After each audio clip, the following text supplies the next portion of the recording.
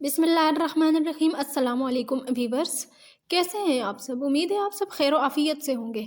आज मैं आपसे चीड़ के बारे में कुछ अहम बातें शेयर करने वाली हूँ। चीड़ जिसको कमर दर्द या जोड़ दर्द के लिए खाया जाता है और ये बहुत फ़ायदेमंद चीज़। इसका कुछ लोग हलवा पका कर खाते हैं या इसकी पिनियाँ बनाकर खाते हैं, लेकिन हलवा या पिनियाँ बनाने में इसको पकाना पड़ता है और पकाने से चीज़ की अफादियत कदरें कम हो जाती है। इसलिए आज मैं आपसे चीड़ की एक ऐसी मुनफरिद सी रेसिपी शेयर करने वाली हूँ जिसमें चीड़ को पकाया नहीं जाता, बल्कि इसको 2-3 चीज़ों के साथ मिक्स करके ऐसे ही खाया जाता है। और इस तरह कच्ची कच्ची चीड़ खाने से इसका फ़ायदा भी बहुत ज़्यादा होता है और ये असर भी बहुत करती है। तो चलिए चीड़ की मुनफरिद सी रेसिपी आपके साथ शेयर करते हैं। तो इसके लिए सबसे पहले आपने चीड़ को कूट लेना है। कूटने के लिए आपने लंगड़ी का इस्तेमाल करना है, या आपके पास अच्छा सा बीटर है तो उसके अंदर भी आप इसको कूट सकते हैं। कूटने के बाद इसको छलनी के अंदर से गुजार देंगे ताकि ये इस तरह से पाउडर बन जाए। तो ये चीड़ का बिल्कुल फाइन सा पाउडर बनकर हो गया है तैयार। चीड़ का इस तरह से पाउडर भी खाया जा सकता है, लेकिन चूंकि ये रूखा है इसलिए ये आसानी से नहीं खाया जा सकता और इसका जायका भी कोई खास नहीं होता। तो इसके अंदर अभी हम 2-3 चीज़ें मिक्स करने वाले हैं। यानी इसके अंदर अभी हम थोड़ा सा ऑयल या घी मिक्स करेंगे ताकि ये रूखा रूखा ना रहे। चूंकि ये कुदरती चीज़ है इसलिए मैं इसके अंदर आर्टिफिशियल घी या ऑयल नहीं डालने वाली, मैं इसके लिए देसी घी बनाने वाली हूँ। तो मक्खन ले लिया है और मक्खन को गर्म कर देंगे ताकि इसका घी अलग हो जाए और इसकी लस्सी नीचे बैठ जाए। मक्खन को गर्म करने के दौरान इसके ऊपर थोड़ा सा गेहूँ का आटा डालते रहेंगे ताकि गेहूँ का आटा लस्सी को जज़ब करके नीचे बैठता जाए और इसके ऊपर घी आता जाए। पहले तो इसके ऊपर झाग बनेगी और फिर इस तरह से घी अलग होता जाएगा और नीचे इसके लस्सी और गेहूं का आटा बैठता जाएगा। जब तक कि इसका सारा घी अलग नहीं हो जाता हम इसके ऊपर गेहूं का आटा डालते रहेंगे। तो इस बाउल में जहां पर घी नहीं नजर आ रहा वहां पर गेहूं का आटा डालते रहेंगे और तब तक डालते रहेंगे जब तक ऊपर वाली सतह पर सारा घी नहीं आ जाता। तो इस तरह से सारा घी ऊपर वाली सतह पर आ जाएगा। अब हम इस घी को छलनी के अंदर से गुजार देंगे ताकि इससे गेहूं का आटा अलग हो जाए।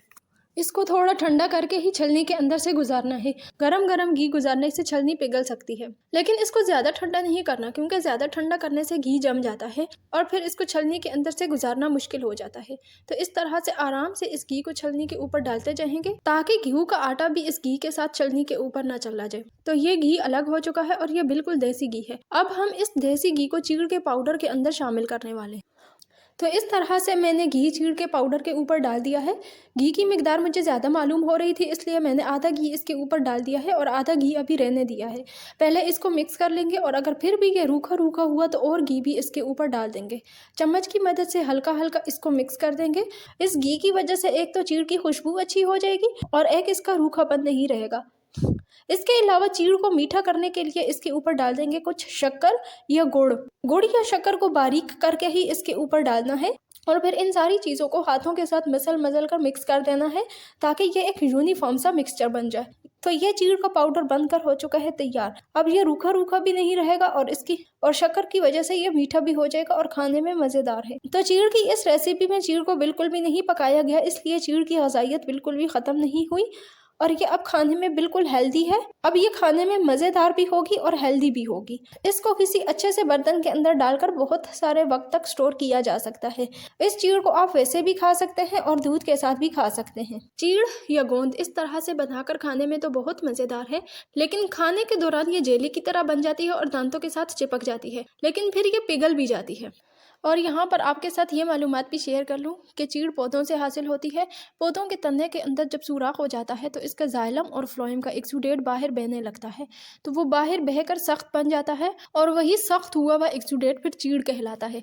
कुछ पौधों की चीड़ कड़वी होती है, जैसे दिरीक वगैरह की चीड़ कड़वी होती है, और कुछ पौधों की चीड़ बेजायका होती है, यानी ना कड़वी होती है और ना मीठी होती है।